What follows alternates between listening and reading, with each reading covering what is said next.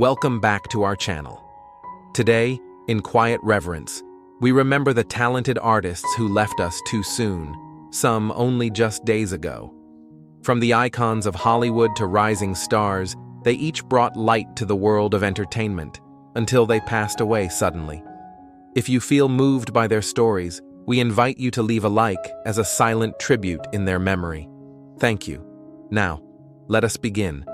Michael Madsen, iconic Reservoir Dogs star, tragically passes away at 67. Michael Madsen, the unforgettable face of Quentin Tarantino's gritty cinema, tragically passed away on July 3, 2025, at the age of 67.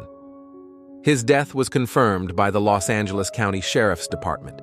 He was found unresponsive at his Malibu home and pronounced dead at 8:25 a.m.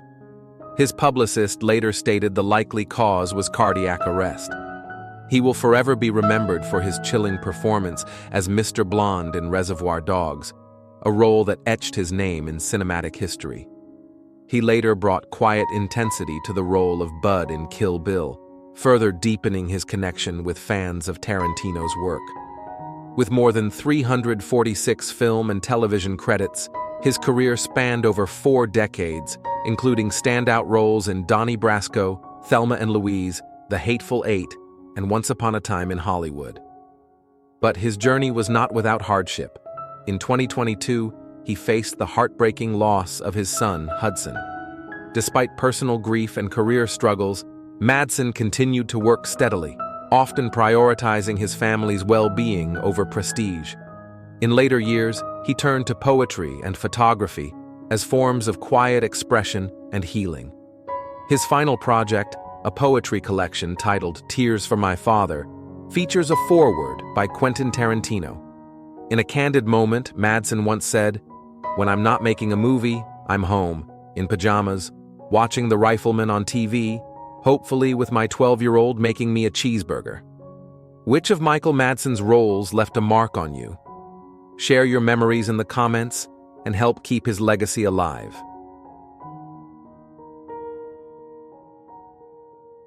Sophia Hutchins, Caitlyn Jenner's trusted friend and manager, tragically dies at 29 in ATV crash. Sophia Hutchins, a rising businesswoman and beloved friend of Caitlyn Jenner, tragically passed away on July 2, 2025, at the age of 29. Her death was confirmed by the Los Angeles County Sheriff's Department. Authorities stated she was driving an ATV at high speed when she rear-ended another car on Decker Canyon Road in Malibu and fell over 300 feet into a ravine. She was pronounced dead at the scene. Sophia rose to prominence as Jenner's manager and confidant. She served as CEO of the Caitlyn Jenner Foundation and appeared in several episodes of I Am Kate. A graduate of Pepperdine University with a degree in economics and finance, she also founded the health tech brand Lumisol, showing early promise as a visionary entrepreneur. Her journey as a young transgender woman in the public eye was marked by quiet strength and ambition. She once said of her bond with Jenner, "We see the world so similarly. She challenges me in so many ways, has allowed me to grow in so many ways." It was a partnership rooted in growth, resilience, and mutual care. Sophia leaves behind not only her ventures, but a legacy of courage, compassion, and possibility for young trans voices in business and media.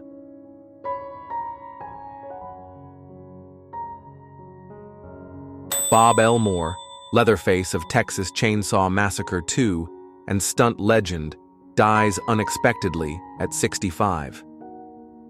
His death was confirmed on July 2 by fellow actress Caroline Williams. While the cause has not been disclosed, Elmore was slated to appear at the Horror Realm convention in 2026, a reminder of his lasting presence in horror fandom. Elmore's legacy spans decades, from Pirates of the Caribbean, At World's End, to Casino, The Usual Suspects, and Being John Malkovich. He lent his body and craft to countless classics. He began his career at the Wild West stunt show and trained under legendary stuntman Gene LaBelle, becoming a quiet force in action and horror cinema. His most iconic role was Leatherface in Texas Chainsaw Massacre 2. Reflecting on it, he once said, "I don't know why people love that movie so much, but it's special. Being associated with it is something to be proud of. Not everyone gets that." What do you remember most about Bob Elmore? Share your thoughts and help honor the legacy of a man who gave everything to the art of film, even if his face was often behind a mask. Kenneth Colley, best known for playing Admiral Piet in Star Wars, The Empire Strikes Back and Return of the Jedi, has sadly passed away at 87. His agent, Julian McMahon, confirmed that he died peacefully at home in Kent, England, on June 30th, after contracting COVID and developing pneumonia. With a career spanning over 60 years and more than 150 film and television credits, Colley left an enduring mark on screen and stage. He famously portrayed Jesus in Monty Python's Life of Brian and took on roles in Firefox, Brassed Off, and War and Remembrance. On stage, his most cherished role was Estragon in a 2014 production of Waiting for Godot. Tragically, his passing followed a fall that led to hospitalization, where he contracted the virus. Yet in his final moments, he was surrounded by friends, a quiet end for a deeply respected artist. Monty Python's Michael Palin called him always dependable, always convincing, a very special actor and a very good man. Fans remember Colley not only as part of the Star Wars legacy, but as a dignified presence who gave everything to his craft. His legacy lives on in every frame he graced, with quiet strength, timeless poise, and a deep love for the art of storytelling. Which of Kenneth Colley's roles left the biggest impression on you? Share your tribute below and help keep his legacy alive.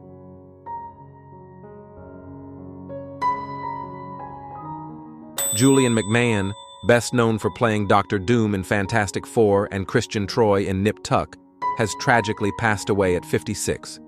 His wife, Kelly McMahon, confirmed that he died peacefully on July 2nd in Florida after a long private battle with cancer. A versatile actor born in Sydney and the son of former Australian Prime Minister Billy McMahon, Julian rose to fame in the early 1990s. He became a household name through his roles in Charmed, Nip Tuck, and later as the iconic villain Dr. Doom in Fantastic Four. His performance in Nip Tuck earned him a Golden Globe nomination in 2005. In recent years, he starred in the hit series FBI and FBI Most Wanted. Despite his illness, Julian continued to work, making his final public appearance in March 2025 at SXSW in Texas for the premiere of The Surfer, his last film, co-starring Nicolas Cage. In a heartfelt statement, Kelly wrote, "Julian loved life, his family, friends, work, and fans. His greatest wish was to bring joy to as many people as possible. That quiet generosity of spirit defined both his life and career." What are your most cherished memories of Julian McMahon? Share your tribute in the comments and help celebrate a legacy that lives on through courage, art, and the joy he gave to millions. Maureen Hingert, Miss Universe pioneer and star of The King and I, has peacefully passed away at 88. Maureen Hingert, the radiant Miss Salon of 1955 and one of Hollywood's early South Asian actresses, has tragically passed away at the age of 88. Her daughter, Marisa Zamparelli, confirmed that Maureen died peacefully from liver failure at Huntington Hospital in Pasadena, California, on June 30th. Best remembered as the second runner-up at the 1955 Miss Universe pageant, a time when Sri Lanka was still known as Ceylon, Maureen captivated the world with her grace, wide smile, and long black hair.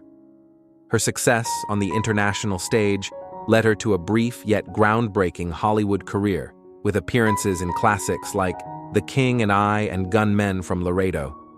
Performing under the name Jana Davi, she helped redefine beauty and representation in post-war American cinema. Though she stepped away from the spotlight in the 1960s to raise a family, Maureen's quiet strength endured. Her life was marked by both acclaim and deep personal loss, outliving two daughters, Gina and Andrea, yet she remained a symbol of elegance and resilience. Her passing has stirred heartfelt tributes from her native Sri Lanka and beyond. One tribute reads simply, "May her soul rest in peace." Which of Maureen Hingert's moments do you remember most? Share your thoughts below and help keep her legacy alive. Rick Hurst, beloved Deputy Cletus Hogg of the Dukes of Hazzard, has sadly passed away at 79. Rick Hurst, fondly remembered as the kind-hearted Deputy Cletus Hogg on the hit CBS series The Dukes of Hazzard, has tragically died at the age of 79. The news was announced by Cooter's Place Museum in Pigeon Forge, Tennessee, as Hurst passed before his scheduled fan appearances in early July. With a screen career spanning over 4 decades, Hurst lit up audiences nationwide. Besides his iconic role as Cletus, he appeared in hit series like Gunsmoke, MASH, Kojak, Happy Days, and The Wonder Years. On the big screen, his credits included Earth Girls Are Easy, The Karate Kid Part 3, and Steel Magnolias. A veteran mentor in comedic timing, Hurst brought warmth and gentle humor wherever he went. Though he once starred in the short-lived ABC adaptation of Fawlty Towers, he bounced back by embracing his true calling, reconnecting with fans, touring reunion specials, and lending his joyful spirit to conventions. As the Cooter's Place Memorial reads, "To fans, he was more than a character. He was family. His gentle smile, impeccable comedic timing, and kind-hearted spirit made every scene brighter." Rick Hurst's legacy lives on in the laughter he sparked and the hearts he touched. He leaves behind his son, actor Ryan Hurst, and a community of fans who cherished him as much off-screen as on. Though he may have stepped off the General Lee's hood for the last time, his legacy of kindness, humility, and generous spirit will forever resonate.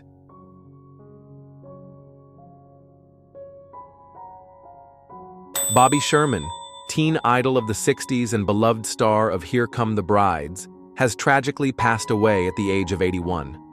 His passing was confirmed by his wife, Brigitte Poublon, who tenderly shared that Bobby died peacefully while holding her hand after battling stage 4 cancer.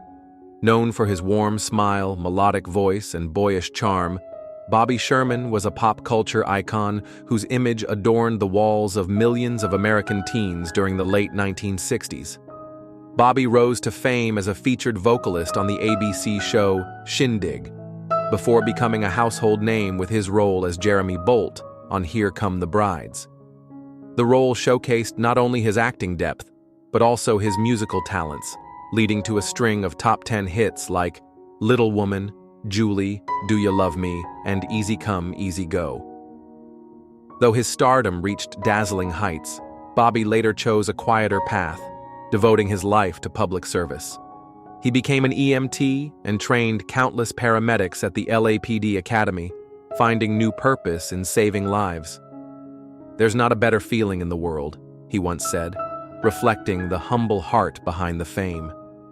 His wife called their 29-year marriage a fairy tale, writing, "He was my Prince Charming." Bobby also co-founded a charitable foundation for children and leaves behind 2 sons, 6 grandchildren, and a legacy of kindness and cultural impact that transcends generations. Rebekah Del Rio, iconic voice of Lorando in Mulholland Drive, has sadly passed away at 57. Rendition of Lorando in David Lynch's Mulholland Drive etched deep emotional layers into the film, has tragically died at the age of 57. The Los Angeles Medical Examiner's Office confirmed that she passed away at home on June 23rd, with the official cause and manner of death still pending further investigation. Discovered in the 1990s and embraced by Lynch, Del Rio recorded Lorando, a Spanish-language version of Roy Orbison's Crying, delivering a live performance in Mulholland Drive that became a defining moment of cinematic sorrow. Director Lynch specifically wrote the song into the scene to amplify the emotional resonance. Rebekah's voice, trembling with vibrato, created an unforgettable cultural impact that still lingers in the hearts of film enthusiasts. Despite a career that embraced independent artistry rather than mainstream stardom, Del Rio contributed her voice to notable projects like Twin Peaks, The Return, and Sin City, reinforcing her legacy as a quiet but powerful muse in the world of genre filmmaking. Though the final chapter of her life was marked by mystery surrounding her passing, Rebekah's dedication to performing live, to Naomi Watts and Laura Herring, reveals a spirit defined by unwavering emotional honesty, a true testament to her artistry. Her legacy lives on in every note of Llorando that still echoes through cinema halls and fan memories alike, an emotional redemption through art. May her voice forever inspire those who listen.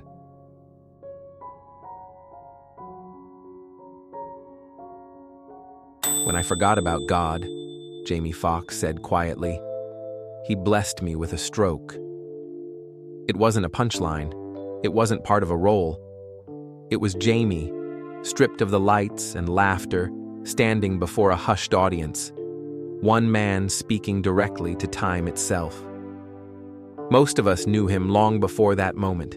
We saw him on screens and stages, heard him over airwaves, watched him crack jokes that filled rooms with joy and deliver performances that hushed entire theaters. But few knew just how close we came to losing him, or the long, quiet road he took back. She snuck into my hospital room with her guitar, he remembered of his daughter, and said, I know what my daddy need. Today, we're not saying goodbye to Jamie Foxx. We're bearing witness to his comeback, to his redemption, to a sobriety journey of the soul, not through addiction, but through awakening.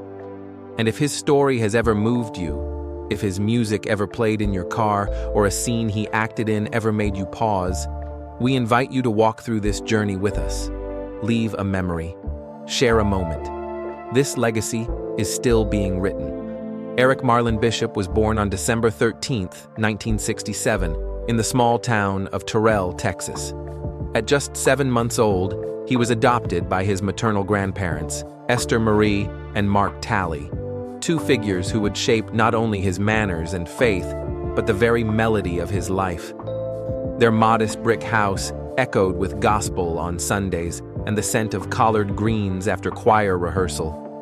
At New Hope Baptist Church, little Eric found the piano before he could reach the pedals. By age 5, he was the church accompanist, adding playful jazz flourishes, while the congregation sang with closed eyes and lifted hands. Discipline was non-negotiable in the Talley household. Esther demanded straight A's. Mark quizzed him on sports stats and spiritual parables in equal measure.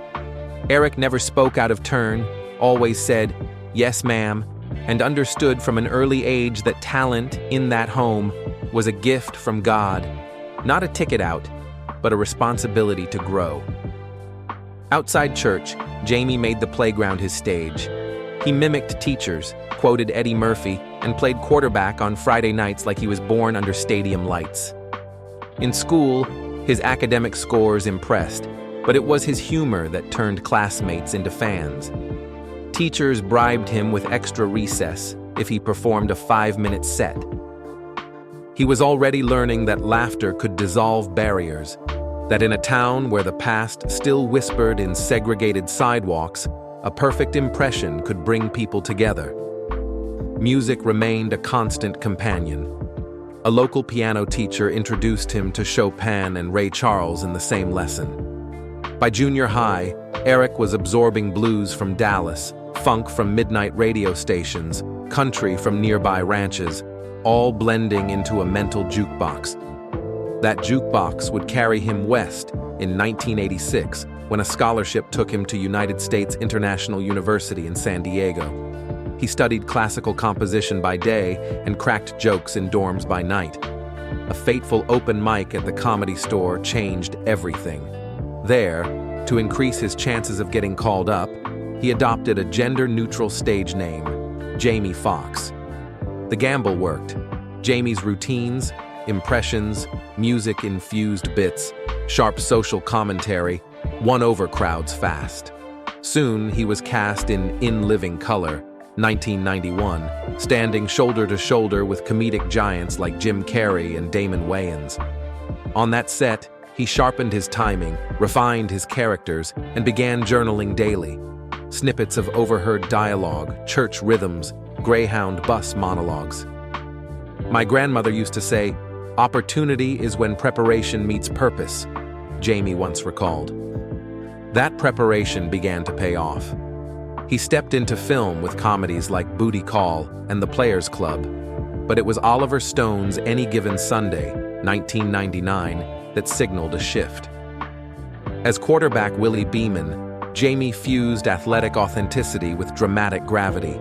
Critics were surprised. Hollywood was stunned. More serious roles followed. Ali, 2001, opposite Will Smith, then Collateral, 2004, with Tom Cruise, where he played cab driver Max, a quiet, tension-filled performance that earned him his first Oscar nomination. But nothing compared to what came next. In Ray, 2004, Jamie Foxx didn't play Ray Charles. He became him. 6 months blindfolded, fingertips bruised from nightly piano drills. Mimicry so precise even Charles's widow wept. The result? An electrifying, soul-bearing performance that swept award season, Oscar, Golden Globe, BAFTA, SAG Award. Jamie became the first black actor in history to earn 2 Academy Award nominations in the same year. And yet, even at that peak, tuxedo-clad, gold statue in hand, Jamie called home every Sunday to tell Esther everything, to ask about Terrell, to hear about Cowboys scores and weather. In hotel rooms, he pulled her favorite quilt over his head for comfort. Fame hadn't changed the boy from Texas. It just gave him a bigger stage. As his cultural impact deepened, so did his versatility. He sang his way to the top of Billboard with Unpredictable, 2005, then returned to film in Jarhead, Dreamgirls, and Miami Vice. By 2012, he was Django in Django Unchained, rewriting the Western genre and earning over $425 million worldwide. And even then, he wasn't done. In 2020, he voiced Pixar's first black lead in Soul. In 2021, he recharged Electro in Spider-Man: No Way Home. And between superhero wirework and gospel ballads, Jamie became a veteran mentor, quietly supporting young talent, investing in inclusive film studios, and building bridges between generations. But behind the velvet rope, the real story, the one that would shake everything, hadn't begun yet. But even legends bleed. In April 2023, on a sunny Atlanta morning while filming Back in Action, Jamie felt a headache coming on. Nothing new for a man juggling studio calls, rewrites, and 4 a.m. workouts. He visited a clinic and received a cortisone shot. They told him it was nothing. Hours later, he collapsed. It was a stroke, a brain bleed. Time stopped. They thought they were going to lose me, he would later tell an audience. My vitals were out of control. I don't remember 20 days. His sister, Deidre Dixon, didn't wait. She rushed him to Piedmont Hospital, demanded answers, and stayed beside him through emergency brain surgery. Doctors warned, if he survived, this would be the worst year of his life. For a man who once danced across stages in $1,000 loafers, Jamie now couldn't walk, couldn't talk, couldn't recognize his own name in the mirror. It was his daughter, Annalise, who smuggled a guitar into his hospital room, sat beside him, played the chords he once taught her. She said, "I know what my daddy need." His monitors softened, his breath evened. The comeback had begun, but it wouldn't be fast or pretty. He was flown to Chicago to a specialized rehab facility where each day was a mountain, learning to walk again, to swallow without coughing, to form sentences with clarity. His trademark falsetto, the one that once soared on Blame It and Unpredictable, was reduced to a whisper. He practiced piano on therapeutic keyboards, blindfolded, retracing the muscle memory of Ray to restore fine motor skills. And even in pain, he clung to humor. The only thing I could hold on to, he said, was my funny. If I can stay funny, I can stay alive. But this was more than physical recovery. It was grief recovery too. Jamie had long carried quiet losses. His grandmother Esther, the woman who raised him, passed away in 2004, months before he won the Oscar she had prayed for. He brought her favorite quilt to every hotel after that, pulling it over his head during press tours like a sacred shield. In 2016, his grandfather Mark, the stoic man who taught him to read box scores and say grace, passed as well. But the deepest cut came in 2020 when his younger sister Deandra Dixon, who had Down syndrome, died unexpectedly. "She was my heart," Jamie said. "She was the metronome of our family." In the months after her death, he retreated into music, composing unreleased piano ballads at 3 a.m., recording them alone. Friends noticed he stopped wearing bright colors, wore hoodies stitched with her favorite cartoon inside the sleeves. He founded the Deandra Dixon Foundation, channeling grief into scholarships for neurodivergent youth. Now, after the stroke, Jamie wasn't just trying to heal. He was trying to keep every part of his past from slipping away. Recovery changed everything. Gone were the Venice Beach wind sprints, replaced with resistance bands and breathing drills borrowed from opera singers. He began daily meditation at sunrise, read Marcus Aurelius before bed, drank green smoothies he jokingly called Grandma Esther's Garden in a glass. He embraced cryotherapy and pulse oximeters. A mobile health pod followed him to film sets. Sobriety, not just from alcohol or fame, but from ego, became his quiet commitment. But more than anything, the experience reframed his purpose. God blessed me with talent, blessed me with fame, and when I forgot him, he blessed me with a stroke. Jamie began hosting Sunday dinners at his Hidden Valley home, reweaving the family fabric frayed by years of limos and long flights. He called old friends, wrote letters, invited fellow actors who had lost someone to sit by the fire and talk, then jam on Ray Charles riffs beneath the stars. This was no longer about comebacks. It was about redemption. Even his work began to shift. He recorded a new stand-up special, What Had Happened Was, sharing his health crisis with unflinching honesty.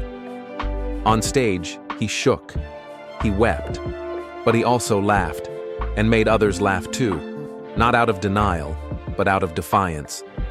He resumed hosting Beat Shazam in 2024, now alongside daughter Corinne, who had become his anchor during recovery. In October that year, he walked her down the aisle at her wedding. "There wasn't a dry eye," she later said, "because we almost didn't get that moment." By 2025, the world watched him rise again, but this time slower, deeper, more intentional. Not just as an entertainer, but as a veteran mentor, a father, and a man who had learned what most people never do until it's too late: how to pause, how to listen, how to give without cameras. Legacy no longer meant awards, it meant presence. And slowly, Jamie Foxx, the man who once sprinted toward every opportunity, began to walk again. This time not to chase, but to carry forward. Today, Jamie Foxx lives in Hidden Valley, not the fastest zip code in LA, but perhaps the most grounded. His mornings begin at dawn with breathwork and elliptical sessions. No more beach sprints, no more deadlifts. His cardiologist cleared him for low-impact routines only. But what he's chasing now isn't muscle, it's rhythm, presence, pulse in the green zone. By 7 a.m., he's reviewing footage from Back in Action, making sure reshoots honor wellness protocols, hourly stretching, on-set EEG checks, and mindfulness reminders between takes. His old workhorse grind has been replaced by a sobriety journey of balance, the wisdom of knowing when to rest, when to speak, and when to listen. Jamie spends mid-mornings on Zoom calls for Brown Sugar Studios, a production company he founded to give voice to emerging Black storytellers. Their model? Profit sharing and ownership, or, as Jamie puts it, applause fades. Ownership feeds generations.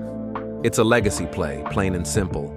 After lunch, he slips into his home studio, the same one where he once recorded tearful ballads for Deandra. Now he's layering falsetto lines over gospel progressions for his upcoming album Second Wind, a sonic memoir of recovery. He keeps her favorite cartoon stitched into the mic stand's windscreen as a reminder. This voice came back for a reason. Evenings are reserved for two sacred rituals: family game nights with his daughters, where he still gets roasted for dad jokes, and mentoring circles, where he invites young creatives, tech founders, and even grieving parents to talk about pain, resilience, and comebacks. If you don't pass the baton, Jamie says, you drop the whole race. That baton has become his life's work. Through the Deandra Dixon Foundation, Jamie funds arts therapy for neurodivergent youth, adaptive choirs, and sensory-friendly screenings. He created Deandra Days, annual jam sessions where Grammy winners trade riffs with first-time performers on a Hollywood soundstage. No press, no pretenses, just music, joy, and inclusion. His tech investments speak the same language. He partnered with a wellness startup to create a gamified health app. He's a stakeholder in NeuroPulse, a brainwave-regulating wearable now used by pro athletes. And his voice, the one we almost lost, is helping build an AI-powered vocal coach for public school arts programs. Meanwhile, he's quietly designing the Continuum Project, a 50-year blueprint for an interdisciplinary arts conservatory in Dallas. A place where kids learn jazz, harmony, and code in the same building. Where IP ownership is taught before senior prom. Where legacy isn't just what you leave, it's what you build while you're here. And somehow, amid all that, he still performs. At his Vegas residency, he opens each show with a monologue, not a punchline. He tells the audience what happened. No drama, just truth. Then he lifts the mic and sings. Songs from Unpredictable, Ray, and Second Wind. Footwork sharp. Eyes brighter than ever. My Grammy sits on the shelf, he tells them. But these kids' futures, that's the real gold record. When he accepted the Ultimate Icon Award at the 2025 BET Awards, Jamie held back tears. I asked God for another crack at life, he said. I'm not going to turn it down. No one could ever say he has. He walks slower now, but every step is earned.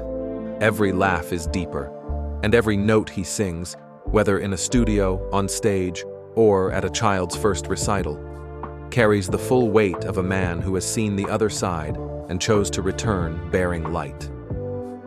If you pass by Hidden Valley just before sunrise, you might spot him, walking a slow lap around the garden, earbuds in, whispering new lyrics into a voice memo. Maybe it's another song, or maybe it's another audio letter to 2075, a message to his daughters, to tomorrow's dreamers, to anyone who's ever wondered if a fall means the end. It's not, he'd say, unless you forget to stand back up. That's Jamie Foxx, not just the comeback king, not just an icon, but a veteran mentor whose story is still unfolding, verse by verse, beat by beat. If this journey moved you, if it reminded you of your own redemption, your own second wind, leave a comment. Share this with someone who needs to hear it. And don't forget to subscribe, because this legacy isn't just Jamie's. It belongs to all of us now.